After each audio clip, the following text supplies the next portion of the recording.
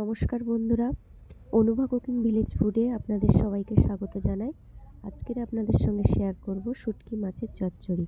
আজকের শুটকি মাছের চচ্চড়িটা আমি 5 মিশালি সবজি দিয়ে বানাবো। দেখুন, এখানে নিয়ে নিয়েছি পেঁয়াজ কালির সঙ্গে নিয়েছি বেগুন, আলু আর পুঁই মিটুলি, যেটাকে পুঁই শাকের ফুল বলা হয়, আর সিম। প্রথমে আমি সবজিটা ভালো করে ভেজে নেব।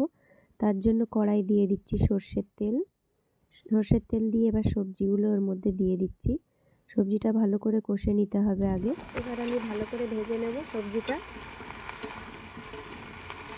সবজিটা ভালো করে ভাজা হয়ে গেছে। দেখুন, সবজির কালারটা পুরো চেঞ্জ হয়ে গেছে। এই যে, এবার আমি সবজিটা নামিয়ে নেব। খুব ভালো করে ভেজে নিয়েছি। এবার কড়ার মধ্যে সর্ষের তেল দিয়ে আমি এখানে শুটকি মাছটা ভেজে নেব। আমি এখানে ভেটকি মাছের শুটকি নিয়েছি। আপনারা চাইলে পার্শে মাছ, চিংড়ি বা অন্য আরও অনেক কিছু নোনা মাছ আছে, সেটাও নিয়ে বানাতে পারেন।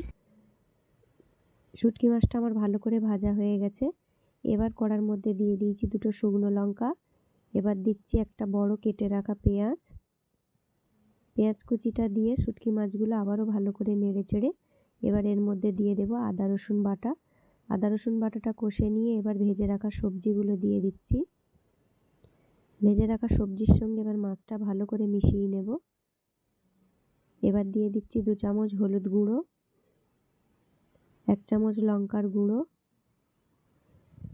আর দিচ্ছি পরিমাণ মতো নুন।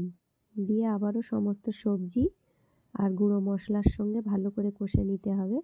এবার দিয়ে দিচ্ছি 1 চামচ জিরে গুঁড়োটা দিয়ে ভালো করে নেড়ে চেড়ে এবার অল্প পরিমাণ জল দেব আমি, কারণ যেহেতু এটা চচ্চড়ি হবে, আনাজটা শুধু সেদ্ধ হওয়ার জন্যই অল্প করে জল দেব। দেখুন, কষানো হয়ে গেছে আমার ভালো করে। এবার এর মধ্যে অল্প করে জল দিয়ে দিচ্ছি। জল দিয়ে এবার ভালো করে ফুটে উঠলে এবার আমি একটা ঢাকনা চাপা দিয়ে দেব। এটা খুব আস্তে আস্তে জ্বালে এগুলো সেদ্ধ হয়ে যাবে। দেখুন, ফুটেও গেছে ভালোভাবে। এবার আমি একটা ঢাকনা চাপা দিয়ে দিচ্ছি। খানিকক্ষণ পরে ঢাকনা খুলে একদম রস শুকনো করে মাখা মাখা হয়ে গেলে নামিয়ে নেব। দেখুন, ভেটকি মাছের 5 মিশালি সবজি দিয়ে শুটকি মাছের চচ্চড়ি।